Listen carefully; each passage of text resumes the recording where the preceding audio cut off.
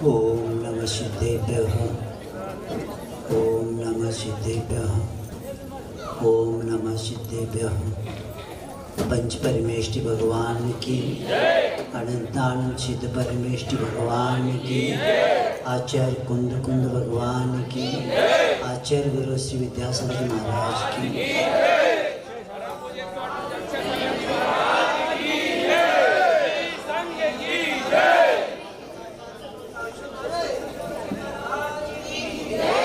समस्त मुनि संघ की। अनादिकाल से ये संसारी प्राणी अनंत दुखों को प्राप्त करते, उसी दुखों से परिचित और आत्मीयता को प्राप्त करने वाला ये संसारी प्राणी बाहर से इतना जुड़ गया है, अब आनंद अंतर की आनंद से भी उनको भय लगने लगा कि बाहर का जो दृष्टि है, बहिर दृष्टि, उस दृष्टि के कारण अंतरंग संपदा के ऊपर विश्वास अभी नहीं रहा है। जब तक ये बहिर्दृष्टि अंतर्दृष्टि बन के पारदृष्टि नहीं बनती, तब तक वो सुख को प्राप्त नहीं कर सकता। इसलिए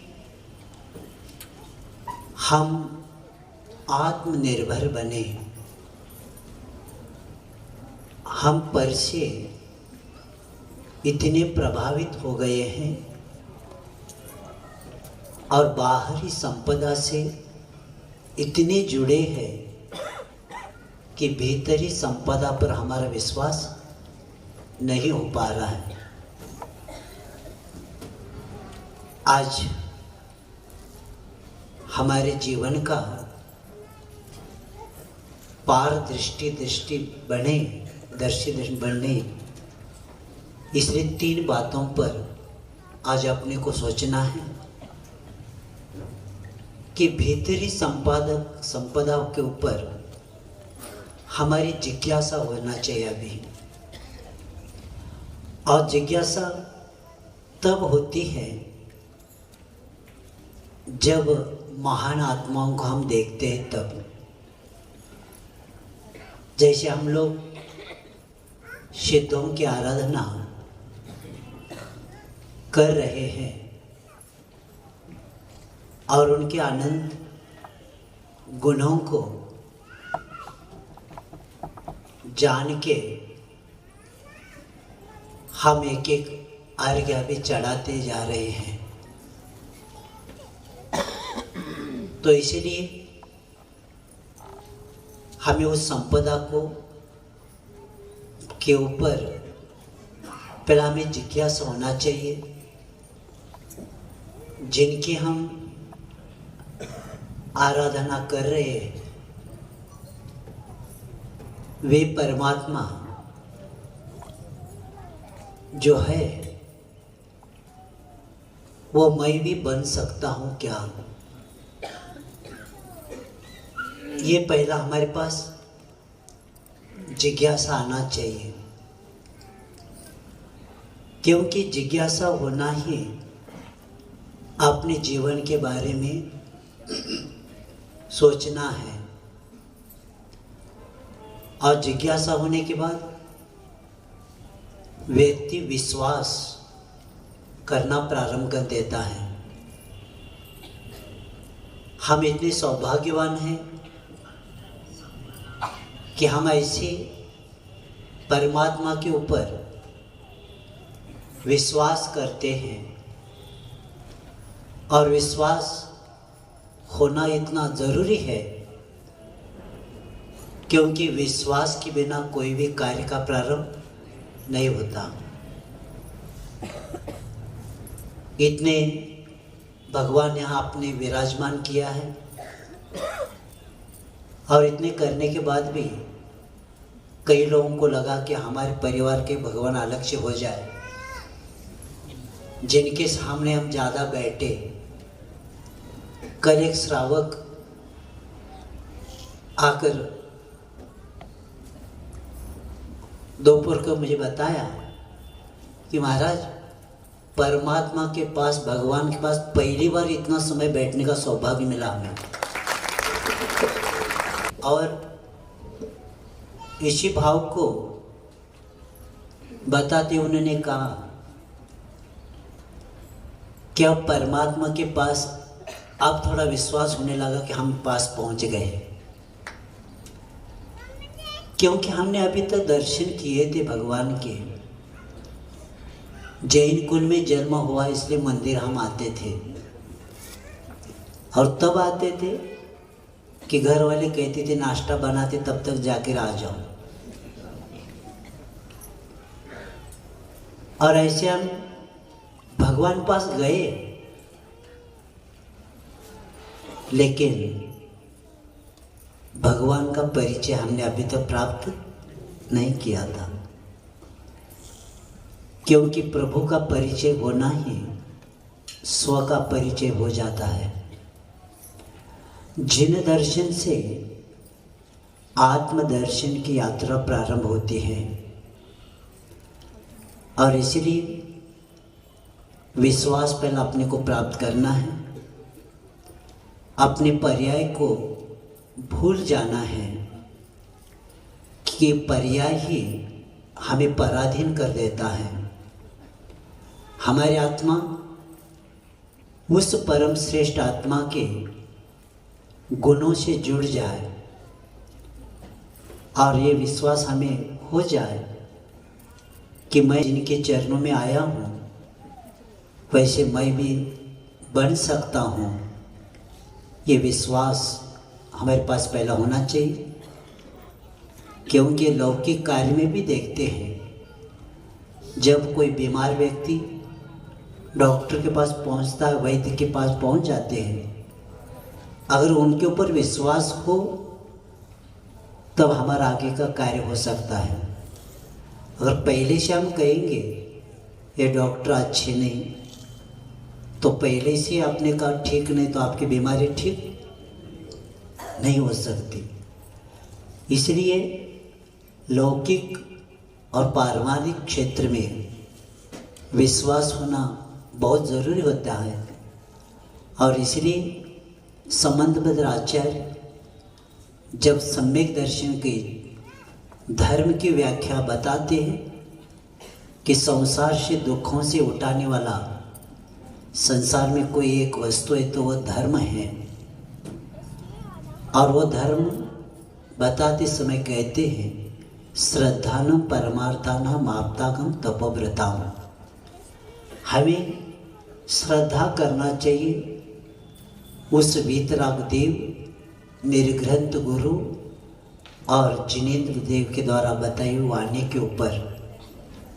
जब हमारा श्रद्धा दृढ़ बन जाता है तब निष्ठा बन जाती है, और निष्ठा जब बन जाती है तब आत्मविश्वास हमारा बढ़ जाता है। श्रद्धा में चंचलता आने की संभावना होती है कर्म के उदय में, लेकिन जब वही श्रद्धा परिपक्व हो जाती है तब निष्ठा बन जाती है हमारी। और निष्ठा के बाद व्यक्ति इतना आगे बढ़ जाता है, अब उसका आत्मविश्वास बढ़ जाता है। और कहा गया है कि सम्यक दृष्टि आत्मविश्वासी होता है, अंधश्रद्धा वाला नहीं होता। और ऐसे विश्वास होने के बाद तीसरी बात है दृढ़ संकल्प। विश्वास होने के बाद तुरंत कार्य व्यक्ति करने का निर्णय कर लेता है और वह दृढ़ संकल्पित होता है। तो आत्म शक्ति को बढ़ाने के लिए, परमात्मा की आराधना की ओर बढ़ने के लिए हमें विश्वास के साथ दृढ़ संकल्पित होना चाहिए और आगे हमें बढ़ना चाहिए, क्योंकि अभी ब्रह्मचर्य जी बता रहे थे प्रतिमा के बारे में।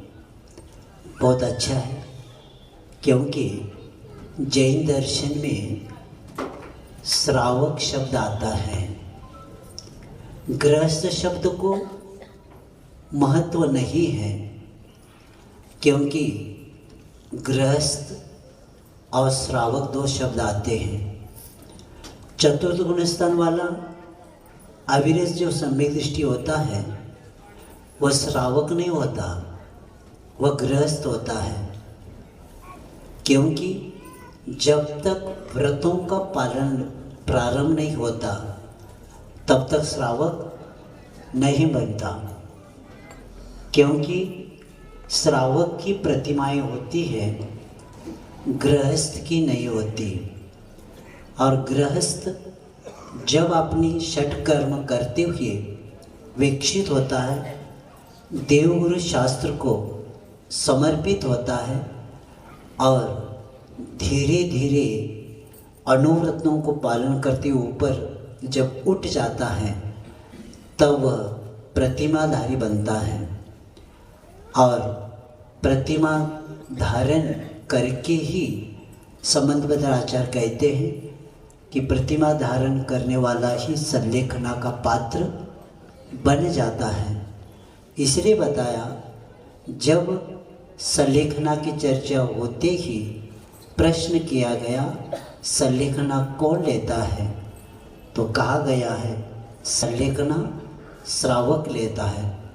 और अब बहुत लोगों ने नारियल भी चढ़ाया है, कई लोगों ने कैमरा सामने था इसलिए भी आगे आए थे, लेकिन व्यक्ति नज़रों से छूट सकता है लेकिन कैमरा से छूट नहीं सकता, ये भी याद रखना।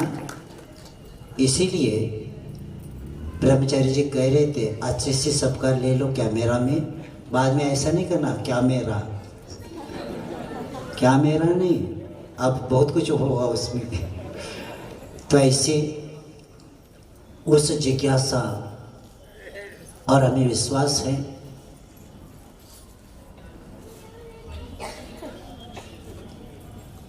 जब धर्म का मर्म व्यक्ति समझ लेता है तो कर्म हनन का लक्ष्य व नियम से बना ही लेता है। और कर्म की निर्जरा करने का साधन व्रत है। व्रतों के बिना, जैसे बीमार व्यक्ति शरीर का रोग का निदान होने के बाद दवा का उपयोग करके अपने शरीर के रोग को समाप्त करने की कोशिश करता है और कर भी लेता है, उसी तरह जैनाचार्य कहते हैं, आचार्य पुष्पाल महाराज कहते हैं, शरीर की बीमारी के लिए दवा की जरूरत होती है और आत्मा की बीमारी के लिए व्रत रूपी दवा जरूरी पड़ती है। और ऐसे जिज्ञासा करके विश्वास प्राप्त करके हमें अंत में दृढ़ संकल्पित होना है। संकल्प किए बिना आगे का जीवन हमारा उज्जवल नहीं बनता। एक छोटा सा उदाहरण और रख के मैं समाप्त कर रहा हूँ कि गांव में ग्रीष्म काल चल रहा था। दूर दूर से व्यक्ति पहाड़ पर जाकर पानी लाते थे। तो एक गांव में संत जी पहुंचे थे। तो संत जी ने पूछा, ये लोग इधर कहाँ से जाते, क्या लेके आते इतने दूर से पानी? तो उन्होंने कहा, एक झरना एक ही गांव में पहाड़ पर रहता है, गांव के सब कुएं सूख जाते हैं और ये कई सालों से सब पानी वहाँ से लाते हैं। तो संत जी दूसरे तीसरे दिन भी ये प्रश्न किया और हर प्रश्न के उत्तर में अंत में उन्होंने एक कहा, पुरुषार्थ करना चाहिए आप लोगों को। तो 2-3-4 दिन जब सुना तो उसमें एक व्यक्ति ज्ञानी था, उन्होंने कहा गाँव वालों को कि संत जी कह रहे पुरुषार्थ करो, वहाँ से पानी लाते, यहाँ भी पुरुषार्थ करो।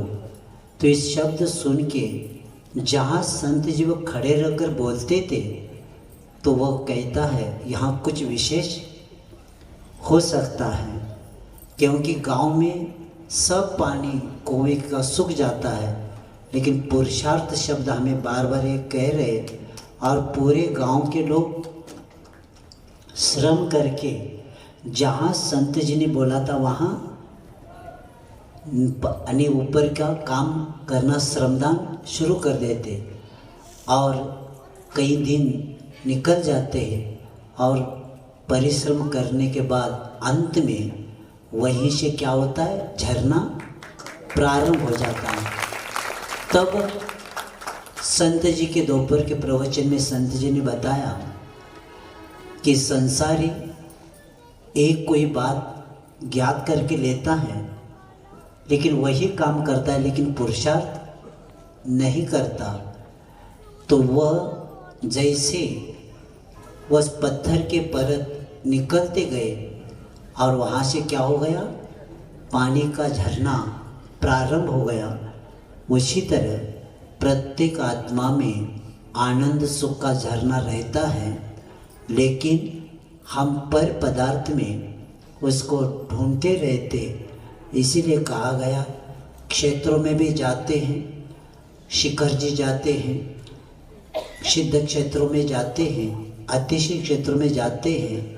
प्रत्येक व्यक्ति भगवान को खोजने को जाता होगा, लेकिन जैनाचार्य कहते हैं भगवान को खोजना नहीं, अपने में खोदना है। क्योंकि खोजना बाहर होता है, क्षेत्र का दर्शन का लक्ष्य हमारे आत्म जागृति हो जाए, सुषुप्त भाग्य हमारा जग जाए, इसीलिए होता है। तो इसीलिए हम जो अभी पूजन कर रहे एक साधन है, सिद्ध भगवान को हमने सामने रख के हम उनकी आराधना कर रहे। लेकिन हमारे भगवान भी कहते हैं पूजा तो हमारे आप कर रहे हैं, लेकिन आपको भी क्या बनना है, भगवान बनना है। इसलिए हमें प्रभु को खोजना नहीं, प्रभु को खोदना है। हम भी परमात्मा बन सकते, और इसी लक्ष्य को लेके हमें आराधना करते करते हम भी वह बनने की भाव बनाना है। क्योंकि प्रत्येक व्यक्ति को आनंद आ रहा है, और ऐसे ही यह सुख का एक महान साधन जिनेंद्र भगवान की आराधना है। यही एक सुख का मेरे साधन है, और इसी भाव को लेके हमें अब उनका आधार लेते हुए बाद में ये आधार भी छूट जाए और हम भी सिद्ध बने, इसी भावना के साथ अहिंसा परम धर्म की। जबल मुनिवर्षी अक्षय सागर जी महाराज की, मुनिवर्षी नेमी सागर जी महाराज की, लक्ष्य उपसम सागर जी महाराज की। जैसा महाराज जी ने बताया कि गृहस्थ का नाम का उतना प्रभाव नहीं है जितना श्रावक का प्रभाव है। और श्रावक वही कहलाता है जो 2 प्रतिमा के व्रत 12 व्रत को ग्रहण करता है, उसका नाम श्रावक है। और तो लोग सोच रहे हो कि प्रतिमा क्या कहलाती है, जो समूह शरण में विराजमान है वो प्रतिमा नहीं। सुन रहे हैं सब लोग, नीरज सुन, तो ये प्रतिमा नहीं। तो महाराज जी ने बताई है 12 व्रत को अपने जीवन में अंगीकार करो, और उसी के संलेखना मरण समाधि मरण होता है, और परंपरा से मोक्ष का कारण होता है। ये प्रतिमा के व्रत अपने जीवन में सभी लोग अंगीकार करें। इतना नहीं कर पा रहे तो भावों को तो संजो कर ही रखें, अपन भविष्य में कभी प्रतिमा के व्रत को जरूर लेंगे। और सभी लोग अपने स्थान पर ही बैठे रहेंगे और जिनवाणी स्तुति करते हैं।